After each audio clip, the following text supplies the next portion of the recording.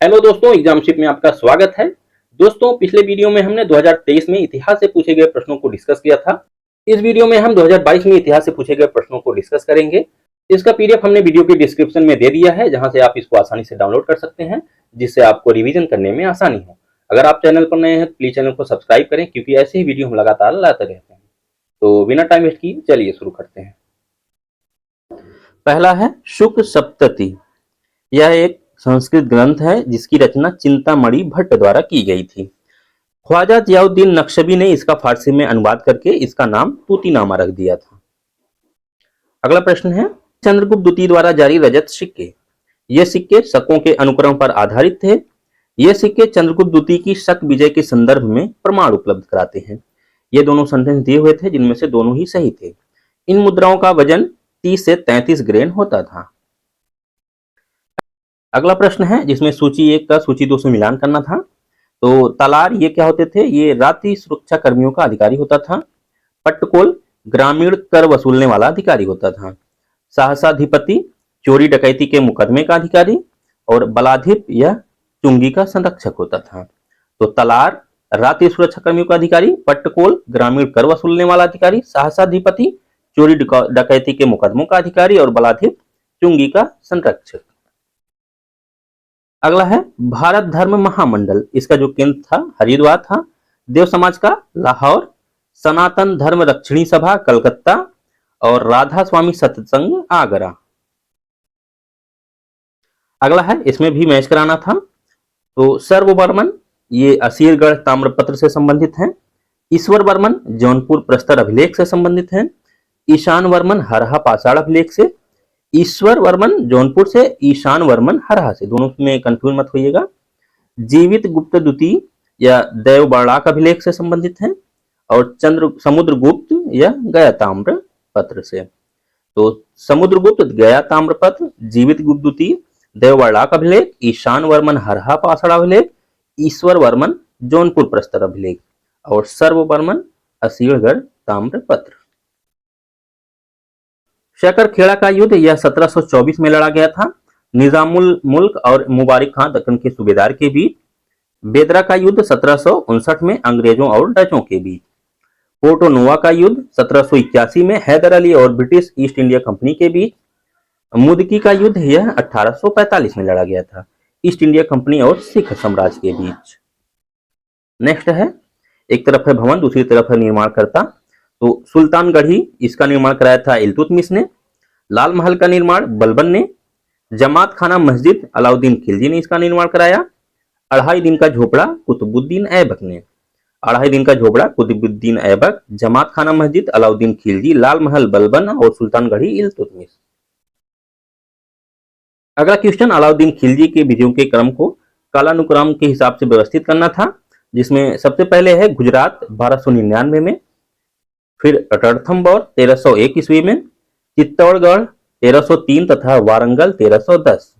गुजरात विजय 1299 में, रणथंबोर 1301, चित्तौड़गढ़ 1303 और वारंगल 1310। औरंगजेब के शासनकाल की निम्नलिखित घटनाओं का कालानुक्रम। बनारस के पास सूरजा की पराजय फरवरी 1658 में, धर्मथ में विजय अप्रैल 1658 में, और सामूगढ़ की लड़ाई मई 1658 में, देवराई की लड़ाई अप्रैल 1659 में। तो इस हिसाब से इसको कालानुक्रम के हिसाब से व्यवस्थित करना था। अगला है गदर पार्टी की स्थापना 1913 में, बर्लिन में इंडियन इंडिपेंडेंस कमेटी की स्थापना 1916 में, केंद्रीय असेंबली बम कांड 1929 में, चिटगांव शस्त्रागार छापा 1930 में। तो गदर पार्टी की स्थापना 1913, बर्लिन में इंडियन इंडिपेंडेंस कमेटी की स्थापना 1916, केंद्रीय असेंबली बम कांड 1929, और चिटगांव शस्त्रागार छापा 1930। डी.के. कर्वे ये सचिव थे बीडो रीमैरिज एसोसिएशन के। जे.ई.डी. बेथुन इन्होंने कलकत्ता में कन्या विद्यालय की स्थापना कराई थी। ईश्वर चंद्र विद्यासागर ये कलकत्ता में संस्कृत कॉलेज के प्राचार्य थे। और बी.एम. मालाबारी बाल विवाह के विरुद्ध संघर्ष प्रारंभ करना। नेक्स्ट है कैबिनेट मिशन योजना के तहत 24 अगस्त 1946 को प्रथम अंतरिम सरकार की घोषणा की गई। इस घोषणा में यह प्रावधान था कि अंतरिम राष्ट्रीय सरकार 2 सितंबर 1946 को कार्यभार ग्रहण करेगी। अगला क्वेश्चन है, अशोक का कौन सा शिलालेख धार्मिक समन्वय के बारे में बात करता है? तो यह शिलालेख है 12वां। जैता और कुंपा कौन थे? जैता और कुंपा यह मारवाड़ से संबंधित थे। 1544 में गिरी सुमेल के युद्ध में शेरशाह सूरी ने जैता और कुंपा के वीरता की सराहना की थी। नेक्स्ट है सत्य शोधक समाज। इसकी स्थापना 1873 में ज्योतिबा फुले द्वारा की गई थी। इन्होंने मूर्ति पूजा, कर्मकांडों, पुजारी के वर्चस्व, कर्म, पुनर्जन्म और स्वर्ग के सिद्धांत का विरोध किया था। इन्होंने अपने विचारों का प्रसार दैनिक पत्र दीनबंधु और अपनी पुस्तक गुलामगिरी द्वारा किया।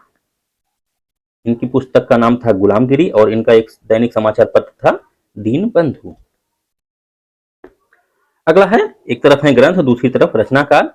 तो रागमाला इसकी रचना किए थे पुंडरीक विट्ठल ने। रास कौमुदी की रचना श्रीकंठ द्वारा की गई और राग विभोग की रचना सोमनाथ द्वारा और चतुर्दंडिका प्रकाशिका इसकी रचना वेंकट रमन या वेंकट मखिन द्वारा की गई थी। रागमाला पुंडरीक विट्ठल, रास कौमुदी श्रीकंठ, राग विभोग सोमनाथ, चतुर्दंडी प्रकाशिका वेंकट रमन या वेंकट मखिन। अगला है जलियांवाला बाग हत्याकांड के बारे में।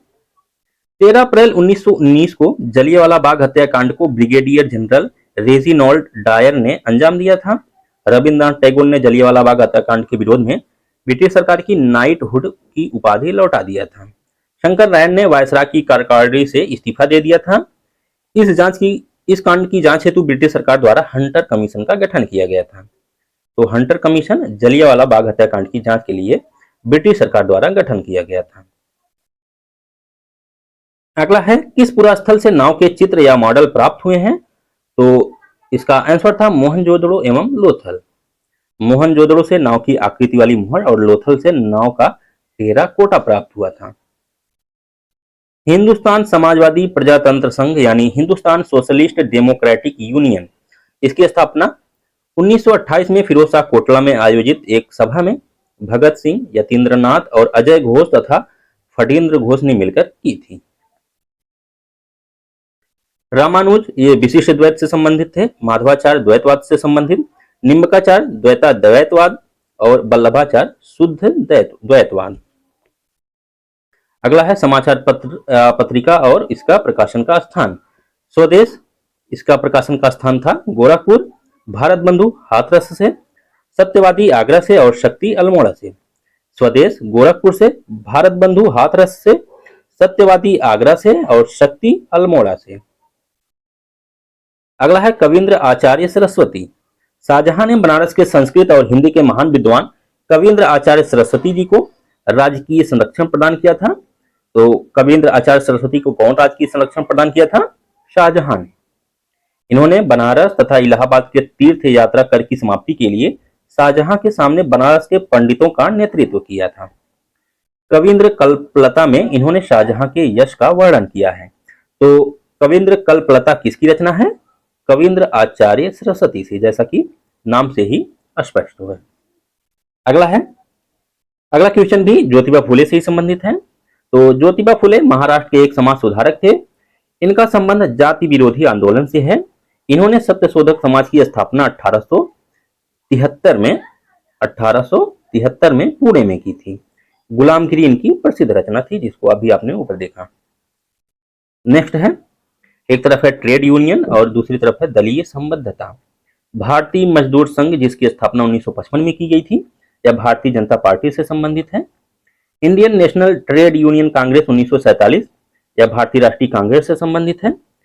यूनाइटेड ट्रेड यूनियन कांग्रेस 1949, यह कम्युनिस्ट पार्टी ऑफ इंडिया मार्क्सवादी से संबंधित है। नेक्स्ट है all India trade union Congress 1920, यह कम्युनिस्ट पार्टी ऑफ इंडिया से संबंधित है। तो all India trade union Congress जो है यह कम्युनिस्ट पार्टी ऑफ इंडिया से, यूनाइटेड ट्रेड यूनियन कांग्रेस जो है यह कम्युनिस्ट पार्टी ऑफ इंडिया मार्क्सवादी से संबंधित है। Indian national trade union Congress 1947 भारतीय राष्ट्रीय कांग्रेस से और भारतीय मजदूर संघ भारतीय जनता पार्टी से। तो दोस्तों इस वीडियो में इतना ही। नेक्स्ट वीडियो में हम 2021 के पेपर को डिस्कस करेंगे। अगर आपने अभी तक चैनल सब्सक्राइब नहीं किया तो प्लीज सब्सक्राइब कर लें, क्योंकि ऐसे ही वीडियो हम लगातार लाते रहते हैं। Thank you.